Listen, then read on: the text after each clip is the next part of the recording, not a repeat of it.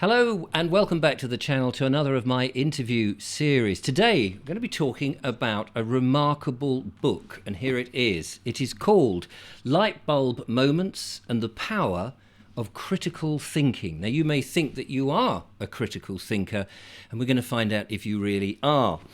It's by Gloria and Katherine Armitage. Gloria is the mind behind it. We're going to find out a bit why that is. And Katherine Armitage is the co-author, who was also involved in all the editing and all that sort of malarkey. But they're both very influential people. In fact, Katherine was on the show not so long ago. So we're going to find out why a book like this is important now, and we're going to see what sort of obstacles there are to critical thinking, such as fear. And I've been talking about fear in my monologues. So welcome, ladies. First of all, we've got Katherine there. Hello, Katherine. Hi, Richard. Really great to be on the show again. It's a You're pleasure doing to a have you. fantastic job. Thank you so much. And Gloria, you'll have Hi, to speak. Richard. That's it. And then the camera flicks over. Lovely to be on the show. Yeah. Thank you so much for sparing the time, and thank you for sending over the book, which I confess I haven't managed to get all the way through. So many people are sending me books.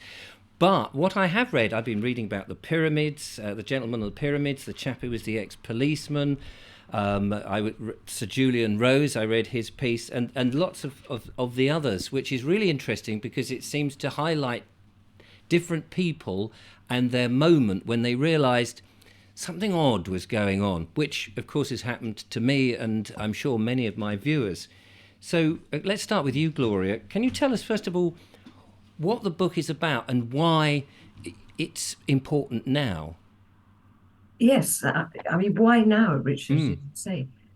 Many of us would have noticed that the truth is the casualty of times we're living in at the moment. And the last thing that is being encouraged really is critical thinking. And just last week, Sadiq Khan was addressing a very large audience. Some of your viewers may have seen this. The large audience of people who were not in favour of ULEZ. And the only way he addressed the opposition and the opposing comments was with denigrating comments such as these were far-right activists, these were COVID deniers, these were vax deniers. The last thing he actually used was critical thinking to address the arguments in hand. So restoring critical thinking at this time, when the other side is doing anything but, can have an amazing effect. It's a silent weapon that we all have within our heads with which we can fight back critical thinking. It will restore sanity and truth. It will dispel falsehoods. And it will also restore intellectual freedom, which, as we saw from the responses in Ealing last week, were a casualty, a big casualty. And it was a philosopher, Spinoza, who said that intellectual freedom is absolutely necessary if we're going to progress in science and the arts and in life generally. And yes, we can do all of this with critical thinking. It's interesting you said that about the ULEZ address and things like that. But I mean, for me, I started to notice this right back in Brexit, where when the other side seems to not have an argument, they just do name calling and they denigrate people instead of having a logical, legitimate, positive argument for their cause, whatever it was. And again, we saw that during the pandemic. It was, if you don't take this particular medicine, or if you don't stay in your house, or whatever it was, you were either a granny killer or a murderer, or you were teased and ridiculed instead of giving us a bit more of a reason to actually believe it. So, yes, quite. Yeah. And so if we can move debate into a place of critical thinking and logical thinking, then, well, that's an extremely powerful weapon that we have at our disposal. And it's a weapon that has been used, actually, since time immemorial, going way back to Socrates. And we all know how Socrates was engaging the youth in debate asking all sorts of uncomfortable questions. And the authorities didn't like it then any more than they do now. No. And he was sentenced to death for the crime of asking questions. And he famously said that a life without contemplation is simply not worth living. Yes. And when he died for that, took the hemlock. And then the torch was handed to many other remarkable people later on in history who all pursued the same path. So we have Descartes back in the 17th century, who said that if you really want to be a seeker of truth, then you must, as far as possible, doubt everything. And many of us, and many of your listeners and viewers will be in that place, I think, of doubting everything. And I think... Yeah, sorry, Richard. No, I was just going to say, I think you're right. I think a lot of people are doubting things because, for a while you're going along with it, but there's I don't know, is it a gut reaction that you start to think, hang on a minute, there are things going wrong? And as you've mentioned in the book, with the various people that you've selected who have written their individual pieces, they have light bulb moments. Mm.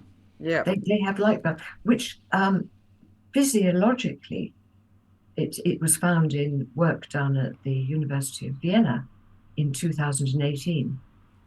Very, very recently, it was discovered that those light bulb moments actually occur after a period of profound critical thinking. Well, that's so you lay the interesting. ground, if you like, with your logic and your thinking, and as Descartes said, doubting everything, or as Einstein said, question everything. Question And everything. when you do that, at the end, the prize is the light bulb moment. Catherine. That's right. Yeah, Catherine, come in. Tell us, when did your light bulb moment happen? Well, mine was really to do with health. And one of the things which we've noticed that all the contributors to the book and have experienced is noticing anomalies, which is part of critical thinking. The science, in fact, is never settled.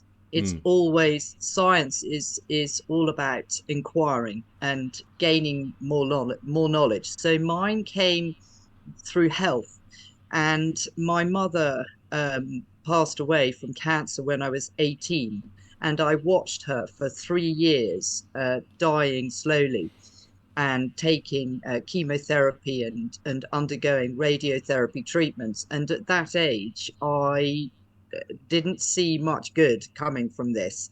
And so when I then started to have my own health problems in my 20s, I looked back and I thought, I'm not going to make that same choice. I had probably similar symptoms to her. And so what we've noticed, and certainly this was the case for me, is that these anomalies, you notice them incrementally. Yes. So, going to a hospital for a barium enema, I think it was called, taking this vile, I think, stuff, it didn't sit right for me. So I started to look when I was in my late 20s, early 30s, at homeopathy, at nutrition, and in fact it was a very nice GP who said she couldn't help me any further, but she recommended me a nutritionist. So that's how my journey started. And then later I trained as a homeopath myself, and also did naturopathy training.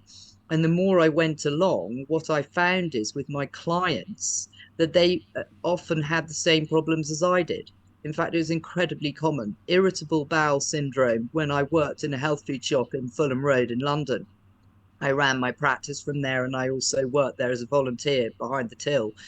One of the most common things that people came in with was irritable bowel syndrome, which they had not been able to sort out through orthodox medical care. Yeah. They came in looking for alternatives. So that's, I think, what happens. It happened for me, and it's happened to so many people. I meet more and more now, all the time, and it's pointing people in the direction of health, self-responsibility for health. You had Tess Laurie on Yes. recently, and she's very much World Council for Health. It's all about self-responsibility rather than looking for a magic vax or a magic whatever from outside.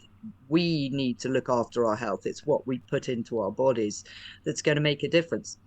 And it's interesting you say that, because I mean, since the pandemic, I imagine that there's a lot more people who are somewhat disappointed in the medical profession, in the way that it was administered, and that people's consent wasn't given in the way that it would normally be. The fact that you were actually not able to go to hospital when you were feeling ill, or get the right medical care. So that on this side, you know, of all of that, people must be very disappointed with the service, and perhaps are starting to think a little bit more about, well, should I take more responsibility for my own health? And maybe that there are alternatives which are easier, kinder, more holistic than the pharmaceutical approach.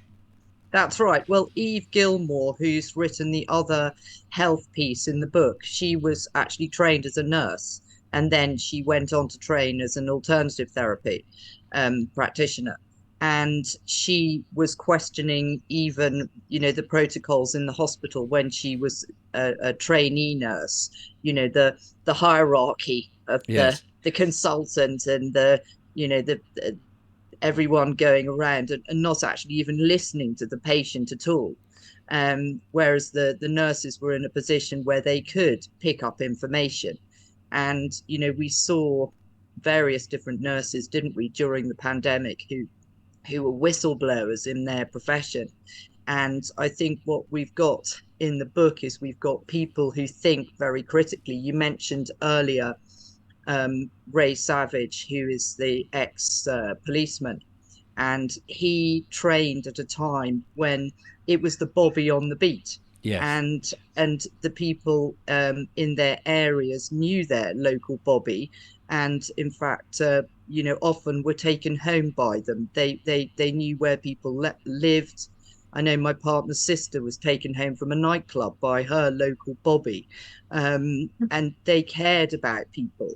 And I think that's Ray noticed that policing went from this local feel to being centralized, so that people no longer had contact. I mean, in my area, you can't even walk into a police station now. It's all online.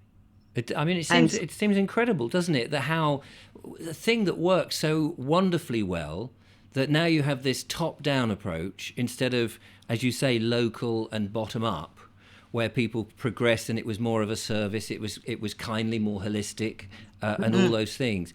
I mean, okay, you could say, well, it's been an experiment and it's not been a very good experiment, or it's been a great experiment. We've learned that actually it's not a good way to do things, and that we need to go back to some of those earlier ideas and incorporate them into many of the different facets of our lives. That's right. At the back of the book, we actually have a solutions table where all the contributors are giving their solutions. Right. Over to you, Gloria. Yeah, Gloria. Now, I was just going to add to what you were saying about the police, that one of the things that Ray says in his contribution is that crime rates soared after the policing was centralized and taken away from the local level. I mean, it was a very retrograde step, but it seems to have been very purposefully executed. And I wonder if we can say the same things about other fields as well. Yes. I mean, if you were a cynic, you might say that the centralization of power is a way of concentrating decision making. Yes. And controlling what goes on, whether it's in policing, or we see the same in education, and we see the same in health, with control over the medicines that doctors were allowed to administer during the so-called COVID crisis. So if you were employing your critical thinking and you were looking at all these aspects in which now it is top down and the decisions are being made, and we can see that decisions are being made for people who haven't asked for it. They're not even allowed to get involved in the debate about it, that consultations are put online but nobody knows they're online and they're taken off, as if there isn't an agenda, shall we say, that could well be behind that. I mean, it certainly, even if it isn't, it certainly feels like it. And as you That's say, right. Critically thinking about these aspects of life allows one to perceive common threads, which perhaps might escape one otherwise. Yes. Absolutely correct. And That's right. so what we're doing is reviving a tradition that has been dominating civilization for hundreds of years, as I said, going way back to Socrates, right through to Einstein, who advocated questioning everything. And on the way, we had Jung saying that the ability to ask questions is the way to perceive the truth. But we're living in very different times now where debate is being discouraged. I mean, how many debates have we ever seen advertised on any of the important topics of the day? And as I said earlier about the ULEZ event last week, all that we saw was ad hominem attacks on those who didn't go along. So, I mean, in the old days, you used to, there would be council meetings and people would turn up and societies would get involved and it would be all part of it. That seems to have disappeared, that it's just being done.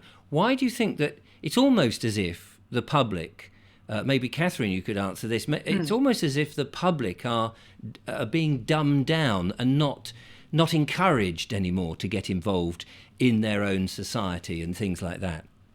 I think that's absolutely right. I was actually a local councillor for my village in Combe Martin in North Devon. And interestingly, there was time for the public to ask questions at the beginning of the meeting, but it was so short. And then the rest of the time was spent on council business. That actually the time that we listened to the local people and what they had to say, I would say needed to be increased rather than diminished.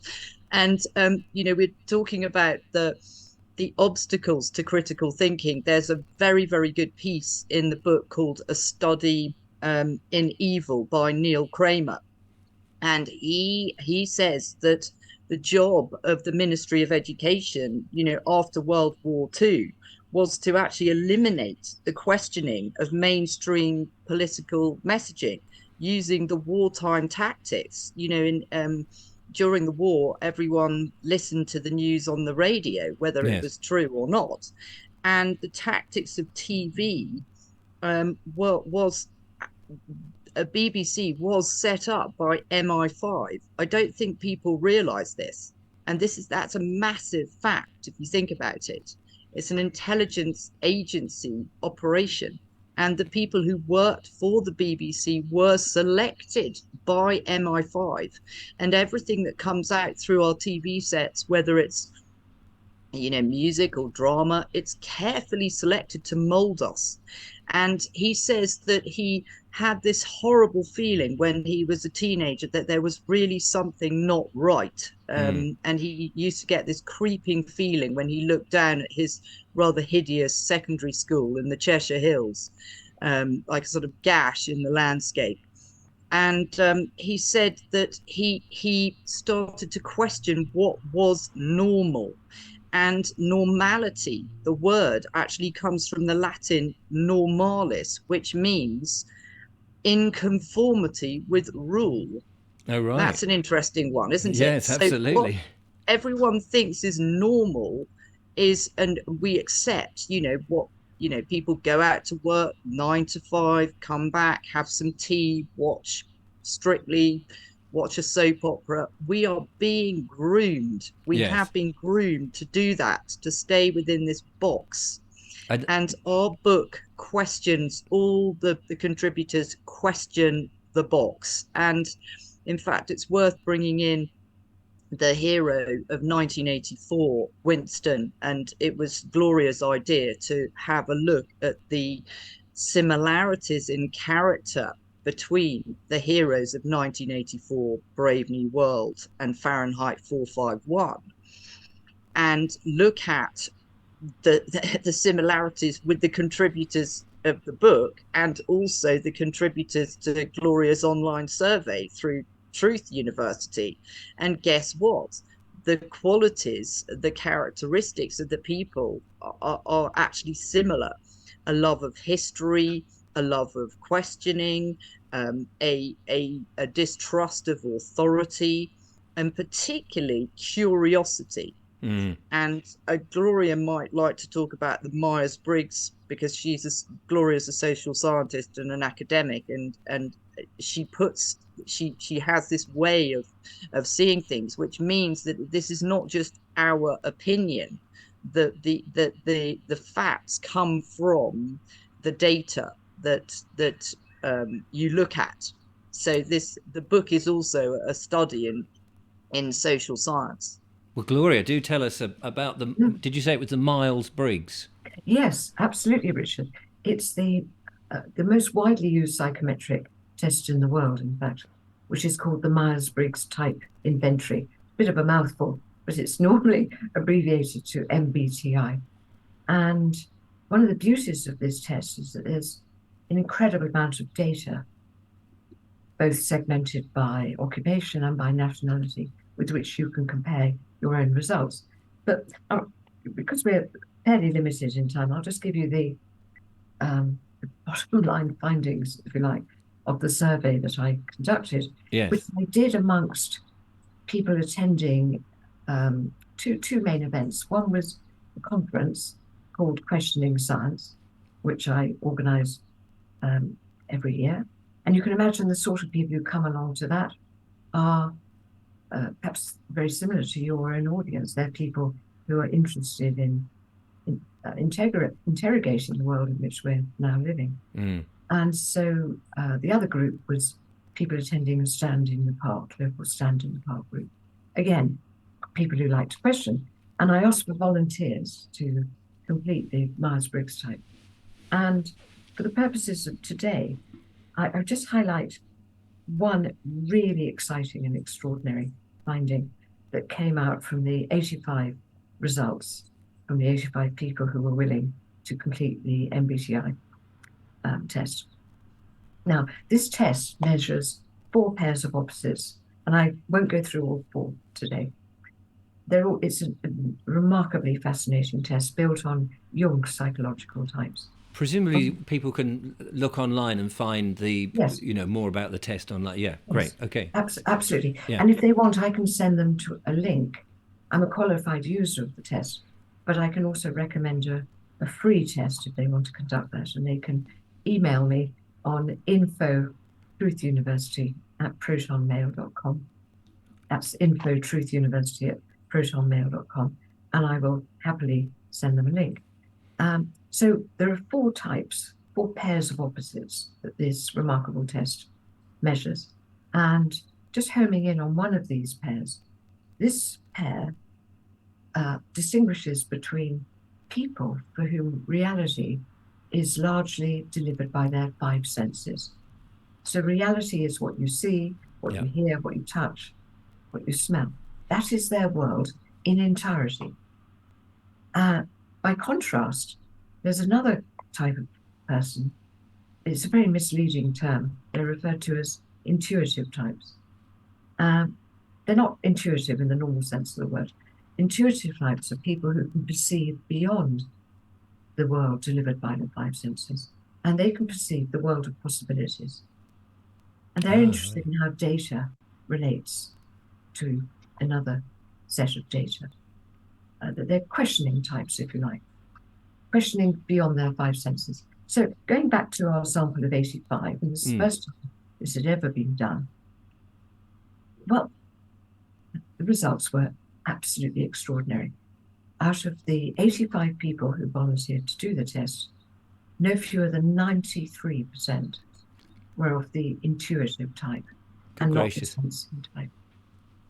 Now, this is all the more remarkable when you consider the proportion of intuitive and sensing types in the world at large. So if you bear that in mind, out of our sample of people at these questioning events, 93% were of the intuitive persuasion and not the sensing persuasion. Right. And in the book, there's a table which collects together the proportion of intuitive and sensing types in the world at large. And it's on page 329, Richard, the book. I'm just looking. And this is based on data collected by the very people who run the MBTI test. Have you got that in front of you? I have, yes. Now, it's an absolutely extraordinary set of data, I must say, which may come as a surprise to many people or not. What we find in the table is the proportion of people in the population. If you're looking at the middle column there, headed by the letter N, N is the abbreviation for intuitive, and you've got the countries on the left. And what you can see from this table is the proportion of the intuitive type, the people who can see beyond the five senses into the world of possibilities. You can see the proportion of those people across the world. And if I could just draw your attention to sort of halfway down, if you look at Netherlands, there's a relatively small proportion of people in the Netherlands, only 23% of the intuitive type. Well, that means that if you take that away from 100, you're looking at 76% of the Dutch population sensing types. And it's similar sort of figure, only slightly higher, in Western Europe, in France, Germany, Italy. In the UK, where we are based now, 37% of the population are intuitive types, leaving 63% or so of sensing. Still, it's only a third of the British population who have this ability to see the world of possibilities. 2/3 of the British and American populations are predominantly sensing type. And I nearly jumped off my chair when I saw the bottom two results on that page, Richard. Yes. Or you take it away. Oh, hang on. And that is, at the bottom there, can you see Russia? Oh, right. 45% of their population is intuitive. So almost half of the Russian population have the ability to see beyond the five sense reality. So I'm just sensing here that what you're going to, and correct me if I'm completely wrong, is that the countries that seem to have that higher proportion of people are perhaps less dominated by an agenda or a top-down or I don't know, the sort of structured, dumbed-down society that, like, we have become. Let me just change my camera back. And that the others, like Japan, are more cultural, have their own identity, are more family-focused. And I mean, I'm jumping to that conclusion based on and Poland and those sort of and Russia, as you say, even though we think of it as being under a dictatorship, etc. That's really interesting, isn't it? It's fascinating. And so the question that we're faced with is, in countries that have populations that are predominantly sensing, these populations can, I imagine, be very easily seduced by the beautiful graphics on television, for example, and in the newspapers. And then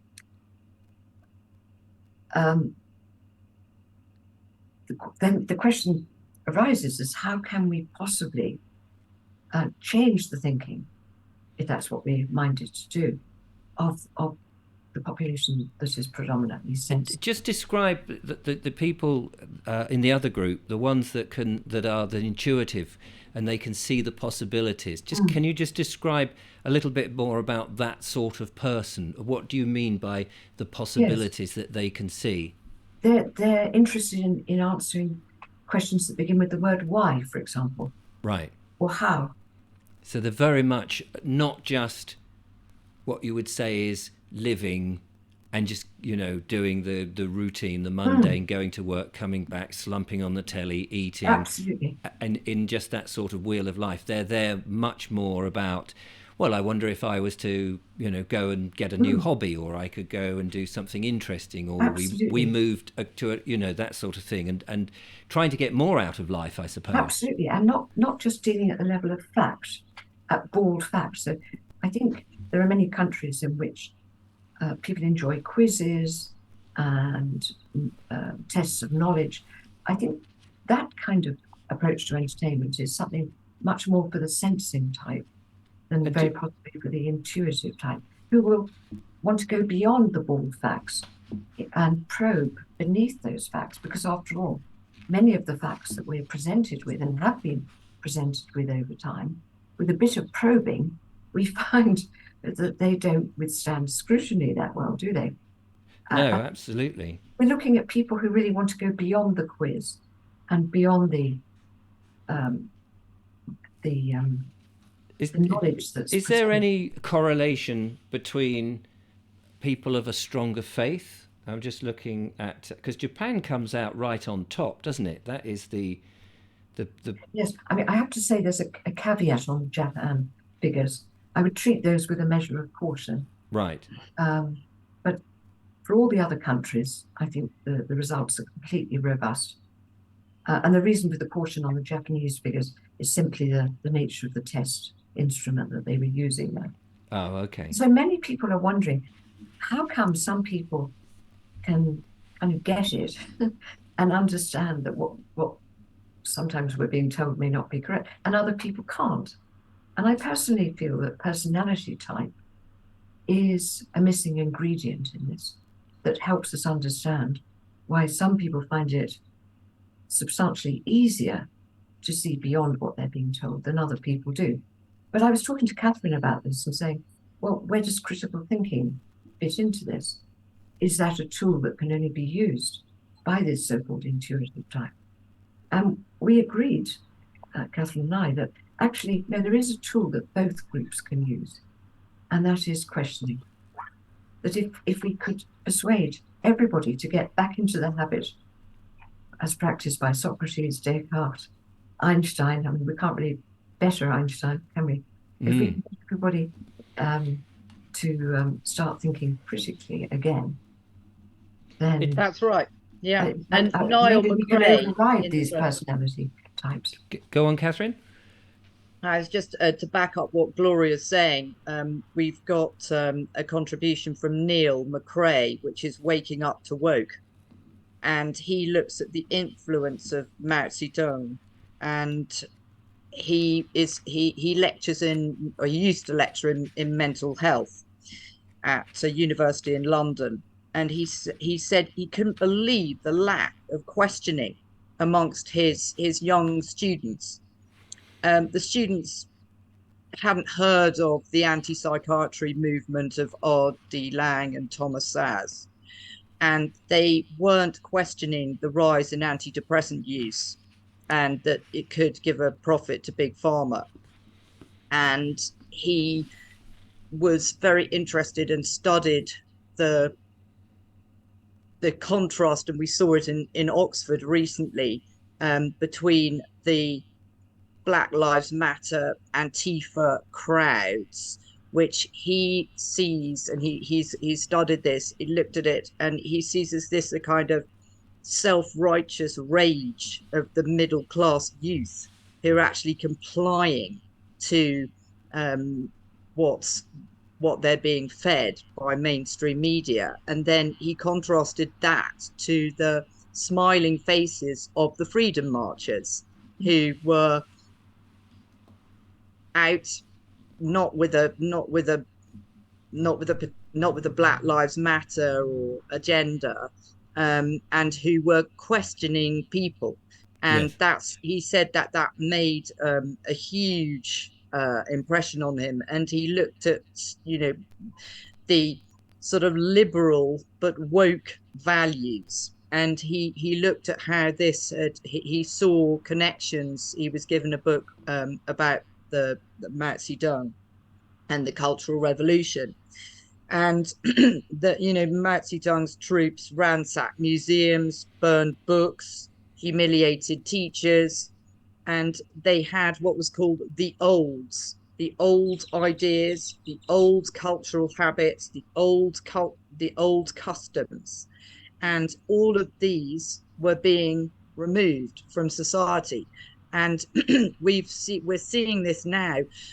Gloria, a friend of hers who she was being interviewed the other day, found an article about the Prevent Terrorism paper from the government. I've been looking at a 2011 version, and Gloria had apparently, because we've been searching the internet to verify this, but we haven't actually been able to find it.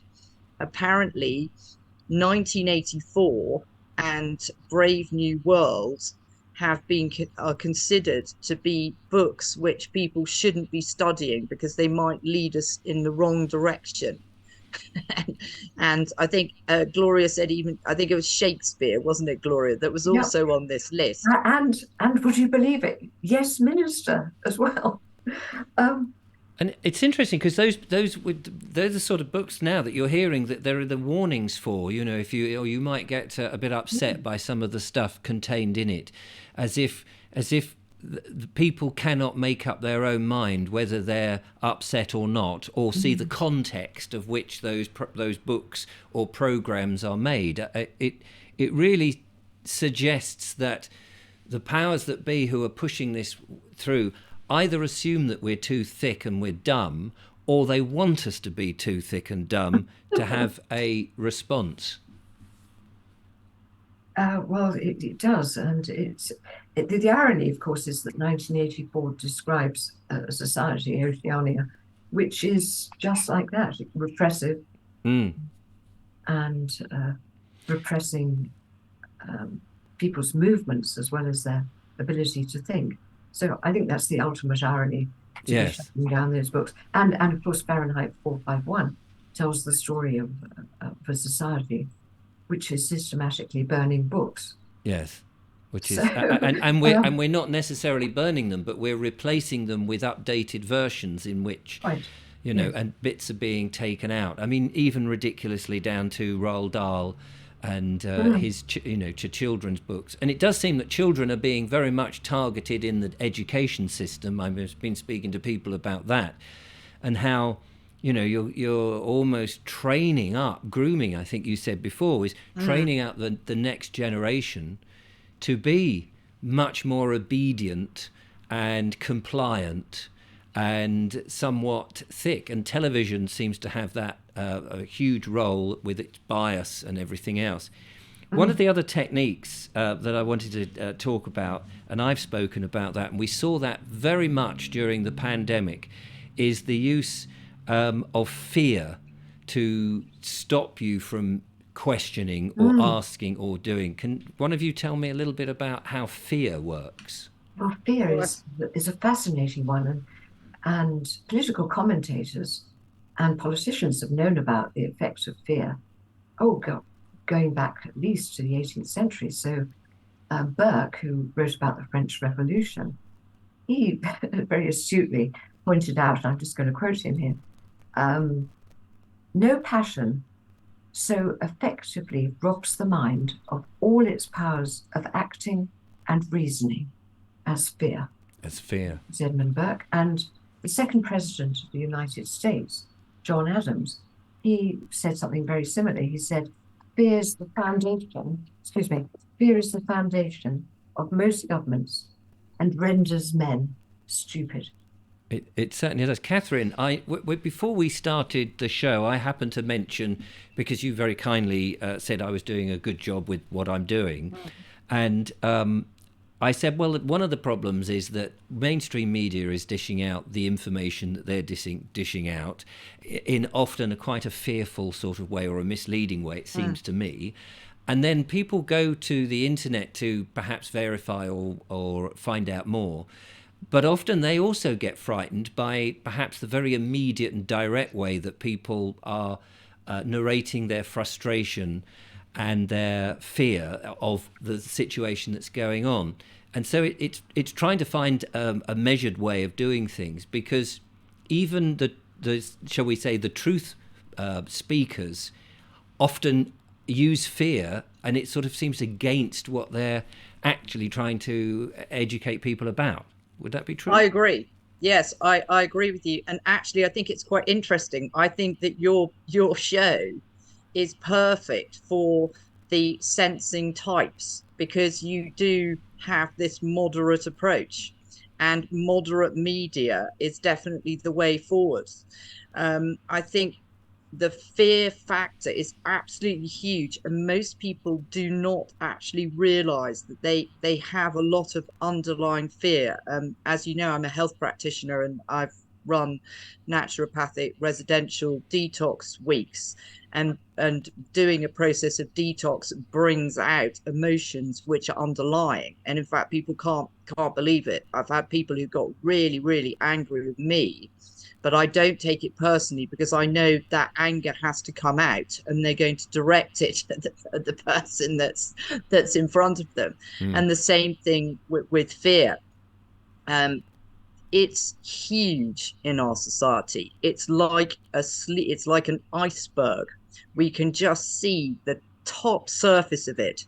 And as people take more responsibility, look into themselves, do the inner work, they're going to realize just how much they've been deceived, and they're going to have to look at their fears. It's huge for all of us at the moment. I think, going back to something that you were saying with Gloria earlier, this dumbing down, that's all part of masking the fear. Sit in front and watch the royal family and everything will be okay for half an hour. It has two effects of dumbing people down, and making people think it's okay to just sit on the sofa and do nothing, and drink tea. Actually, what we need at the moment is people who are real adventurers, people who will go forth and go boldly where no one's gone before. We need many of those people. And Boris, I watched a 1 minute interview with Boris Johnson talking about smart cities.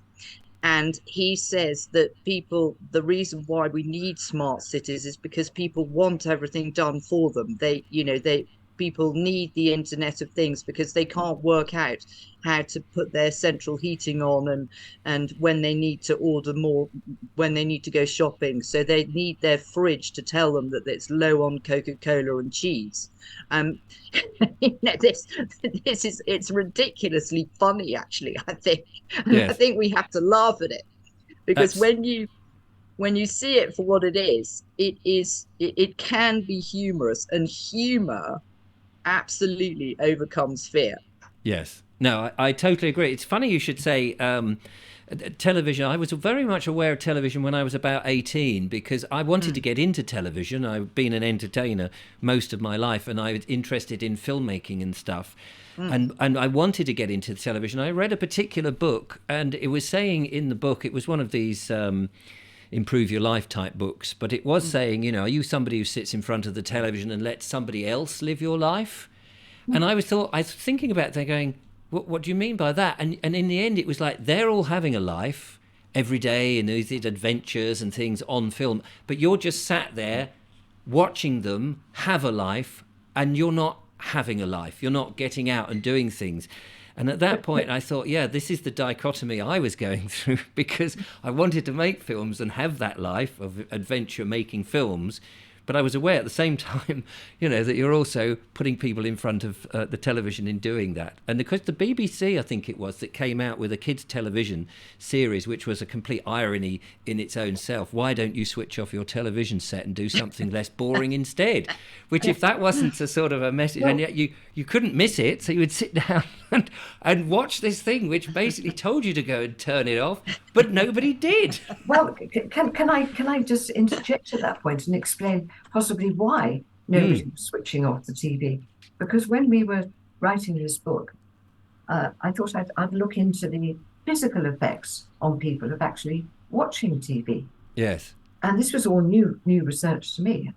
And here's what I found, that back in 1969, somebody called Mal Holland, he looked at the effects of television on children.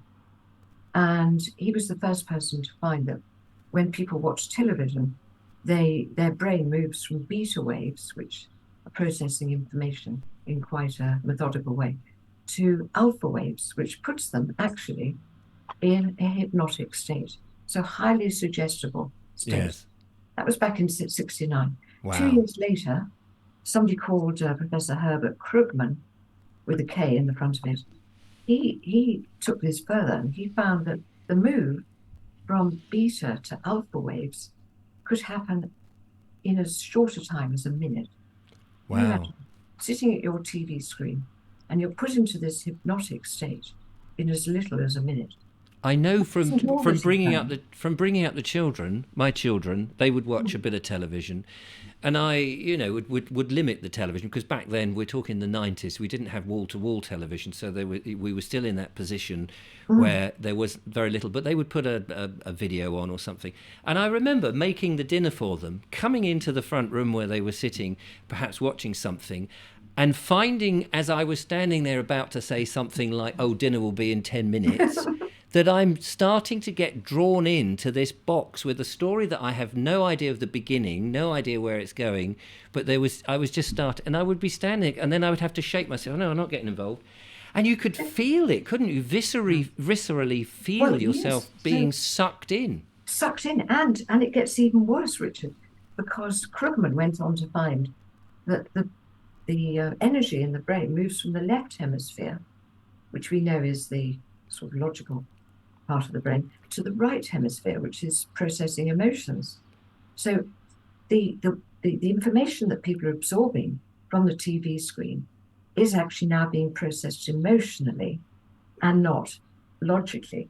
Right. And what's more, that move, that crossover from the left to the right hemisphere in the brain, when people are sat in front of their TV screen, also produces endorphins, which are the same addictive elements that draw people to heroin, opium, and they bind to the same receptors, would you believe it? Yes. So that television screen that was created by Logie Baird back in 1924, that was quite a brilliant invention, wasn't it? If you wanted to invent something that would put people in a highly suggestible state and cut out critical thinking, you couldn't have done any better than produce. So I am now slightly aware that people are watching this, and they're switched on to their emotional side. They're not thinking critically anymore.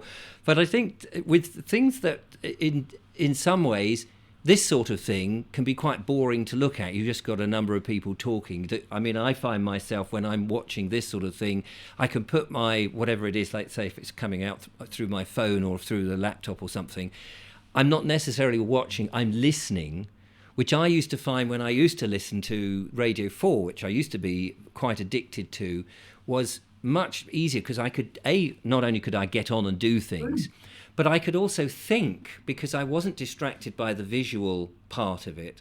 And I could, because I was mostly on my feet, I wasn't sat down just centrally looking at the thing. I would find that I could, someone would say something and I would go, "Oh, I don't know about that. That just sounds a bit far-fetched, doesn't it?"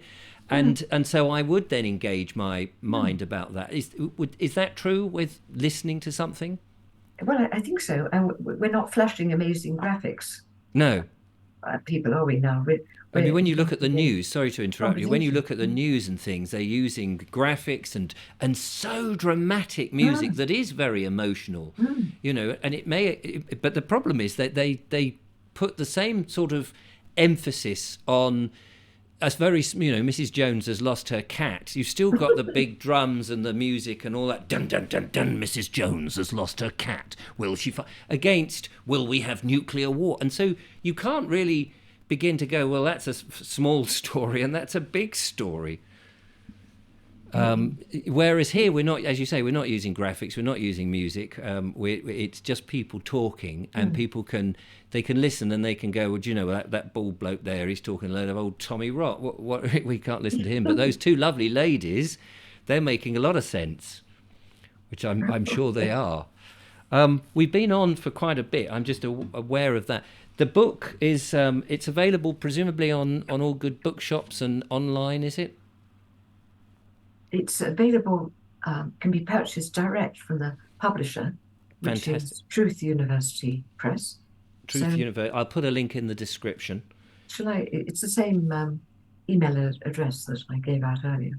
Oh, right. Okay. Yeah. It's info@truthuniversity@protonmail.com. Okay. And that's a good way to purchase it direct through info@truthuniversity@protonmail.com. And a little more of the cover price goes to the authors, which means that we have some resources with which to work on the next project. Yes, absolutely. A series of critical thinking guides. It can also be bought direct from Amazon. Right. Okay. So, but if they buy it through you, then, as you say, it's certainly a little bit more benefit. I did some self-publishing, and I know how you basically get next to nothing by the time the big corporates get their hands on everything. So it's very useful to do it that way. Any final words, Katherine? Oh, she's gone. I seem to have lost her. She's actually disappeared. Sorry to say, don't know where she's gone. She's just vanished off the screen. So it's just you, Gloria. But we're coming to the end of the show.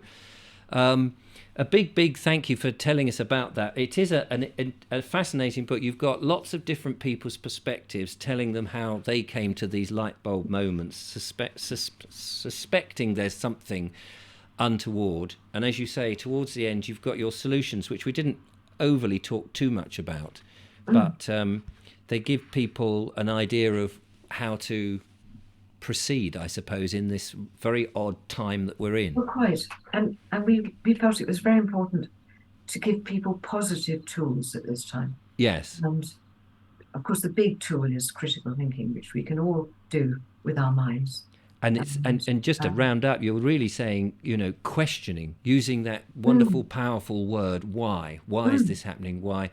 And curiously, I mean, that's how the escalation of my channel came, because I kept saying, why is this happening? Why is that? So I may well be one of those intuitive people. You never know. I may be lucky. Yes, I mean, why takes you in so many interesting directions. Oh, I think we may have lost Gloria now, which would be, is it my internet that is causing a problem? I'm sorry about that, ladies and gentlemen. Gloria's... My sort of light bulb moments came from spotting anomalies. For example, I'll just give you one here, Richard. I became very interested in the Great Fire of London, 1666. Oh, yes, I did read that one. We yes, were all taught at school, I think. Started in Pudding Lane, through the negligence of the baker there, who hadn't put out his fires. That's the story that we were taught, and that story is still taught today. Absolutely. But there's something I thought was really interesting, almost, if you pardon the pun, a smoking gun. And that was the discovery of some melted pottery in Pudding Lane, which they allege had burnt at 1,700 degrees Celsius. I mean, that's a tremendous heat. And pottery actually doesn't melt at those sort of temperatures. It melts at much lower temperatures, between 1,200 and 1,300 degrees Celsius. So if you use that word that you referred to, Richard, why? You can ask, why was that piece of pottery melting at 1,700 degrees Celsius? And was it actually a fabricated fire? I mean, were people aiding and abetting the fire? Well, I know you also pointed out that the wind was in the wrong direction and things like that. So how did the fire move where it was supposed to? It was a very intriguing thing. We've got Katherine back. Hello, Katherine. Hi there. Yeah, sorry about that. I'm still in Mexico and there was a general power cut. So I've moved locations now. Oh, you're a lot brighter now, which is great. Yeah. I underwent a transformation there. I lost a bit of fear along the way. Only kidding. Well, I'm glad well, I was going to say I'm glad it wasn't us that, but I'm. Does that happen quite a lot out there? The power cuts? Actually, I think that was the first one. Oh, right, fair But enough. we have other things going on here. Yes, I bet. It's an exciting country to live in, and actually, one of the first Mexicans I met said that the Mexican people live on wit, and I think that this is interesting given what we're talking about, because it you have to be a survivor out here. Yes. It's not like living in England where everything's done for you. A lot of people are quite sick, travelers, Yes. and you have to live on your wits and be asking the right questions. It's interesting what Gloria was saying about sorry. Yeah. No, go on. No, all I was going to say is I think we need more of that. In this area of Mexico, which is Chiapas, it's the home of the Zapatista rebels, and Zapata is a very well-known character, who people can look up on the internet. Gloria has done some research into him, and the Zapatista communities are like enclaves of people who live within the area, but they do their own thing. And we've driven around this area, and you can only go through there if they decide to let you in. And we had a piece of wood with nails that came up before we left, and there were a lot of children in the street. And if we bought a sufficient a number of sweets and bits and pieces from the children who were selling things, then you were allowed to leave.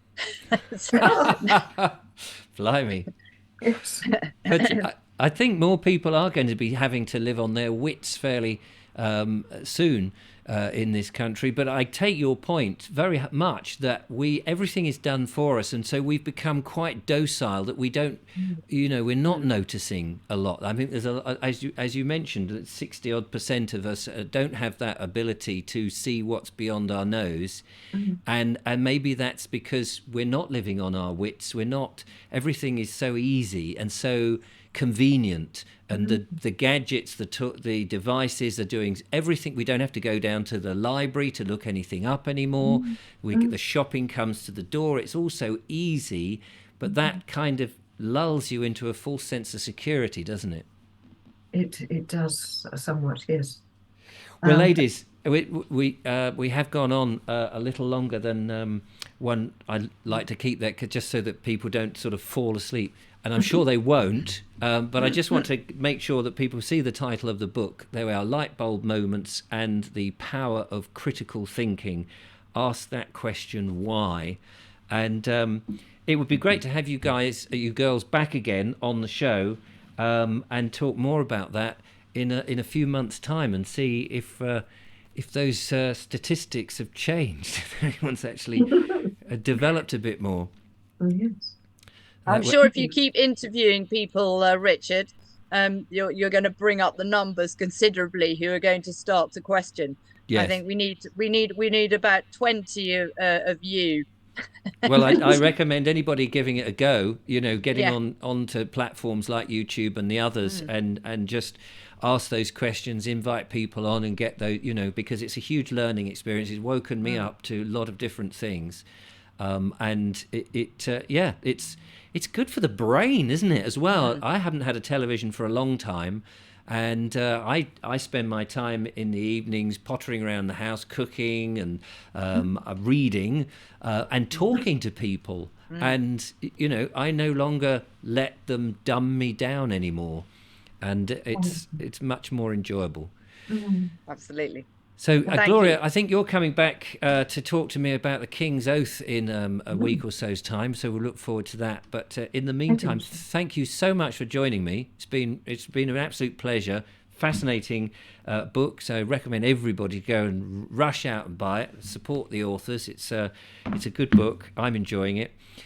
So Katherine Armitage and Gloria Moss, thank you so much. And it's been an absolute pleasure to talk to you. Thank you so much, Richard. Thank you, Richard. It's my pleasure. And so until next time, ladies and gentlemen, thank you for watching this one. I'll be back again with more interesting and critical thinking interviews in the future. Until then, goodbye.